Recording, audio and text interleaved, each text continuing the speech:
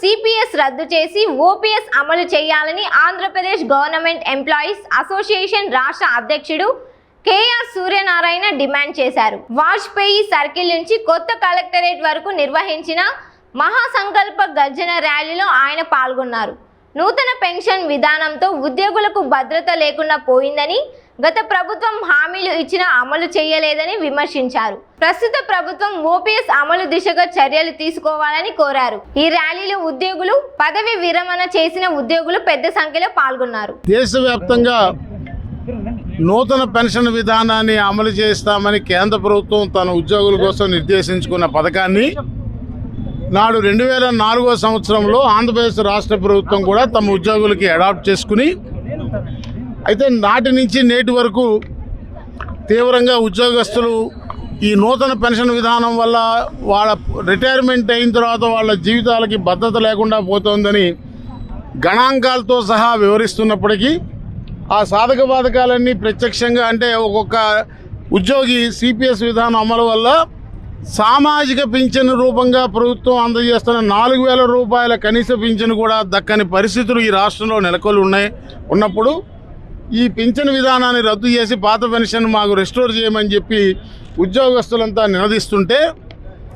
నాడు తన పాదయాత్రలో నేను వస్తే వారం రోజుల్లో సిపిఎస్ని రద్దు చేస్తానని ఒక రాజకీయ హామీనిచ్చి ఒక పార్టీ అధికారంలోకి వచ్చింది. ఆ సిపిఎస్ అనే విధానం ఎంత దారుణంగా ఉద్యోగుల జీవితాలను దుర్బలం చేస్తోంది అన్న దానికి ఉదాహరణ, ఆ మాట నమ్మి నాడు ఉద్యోగస్తులంతా యావత్ ఉద్యోగుల కుటుంబాలన్నీ కూడా రాజకీయంగా న్యూట్రాలిటీ మెయింటైన్ చేయాల్సినటువంటి దాన్ని వదిలిపెట్టి ఆ పార్టీ వెనకాల నడవడం జరిగింది. అయితే వచ్చిన తర్వాత మాకు తెలియక, మా నాయకుడు తెలియక హామీ ఇచ్చాడంటూ తప్పించుకో చూసాడు నాడు సజ్జల రామకృష్ణారెడ్డి గారు.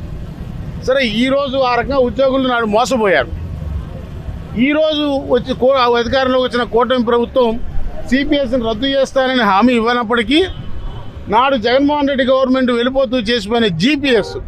సిపిఎస్ స్థానంలో అది మరింత దారుణంగా ఉంది. కాబట్టి ఈ రెండింటినీ సమీక్ష చేసి అందరికీ ఆమోదయోగ్యమైనటువంటి ఒక భద్రత కల్పించేలాగా ఒక విధానాన్ని తీసుకొస్తాము, సంవత్సరం కాలం మాకు సమయం ఇవ్వమని చెప్పి లిఖితపూర్వకంగా జనసేన, తెలుగుదేశం పార్టీ ఉమ్మడి ఎన్నికల మేనిఫెస్టోలో ప్రకటించడం జరిగింది. ఈ రోజుకి 2 సంవత్సరాలు అవుతున్నా ఆ దిశగా ఆలోచన కానీ, ఒక ప్రతిపాదన కానీ,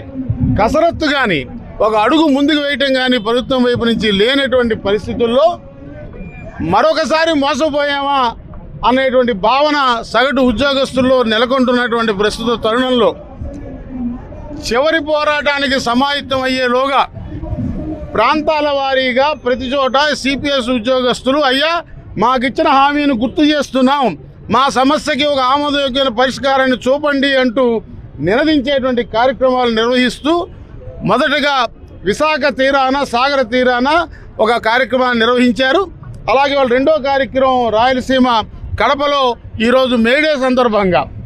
మరి శంఖారావం పేరు మీద తమ డిమాండ్ని ప్రభుత్వం దృష్టికి తీసుకురావడానికి చేసే ప్రయత్నంలో ఆంధ్రప్రదేశ్ ప్రభుత్వ ఉద్యోగుల సంఘంగా ఈ రాష్ట్రంలో ఉద్యోగులకు ప్రాతినిధ్యం వహిస్తున్న అతిపెద్ద ఉద్యోగ సంఘంగా బాధ్యతాయుతంగా సిపిఎస్ ఉద్యోగుల సమస్యని పూర్తిగా అధ్యయనం చేసిన వాళ్ళుగా మేము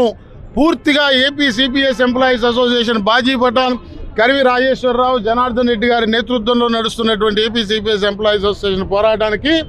పూర్తి మద్దతు ప్రకటిస్తూ, మద్దతు సంఘీభావాన్ని ప్రకటనలకు పరిమితం కాకుండా వారితో పాటు ప్రత్యక్షంగా ఆందోళనలో ముందుండి నడిపించాలన్న మా సంఘ నిర్ణయం మేరకు ఈరోజు ఈ కడపలో జరుగుతున్న ర్యాలీకి నేను, మా ఆంధ్రప్రదేశ్ ప్రభుత్వ ఉద్యోగుల సంఘ రాష్ట్ర ప్రధాన కార్యదర్శి రమేష్ కుమార్ గారు మరి ఈ ర్యాలీకి నేతృత్వం వహించడానికి వచ్చామని తెలియజేస్తా ఉన్నాం.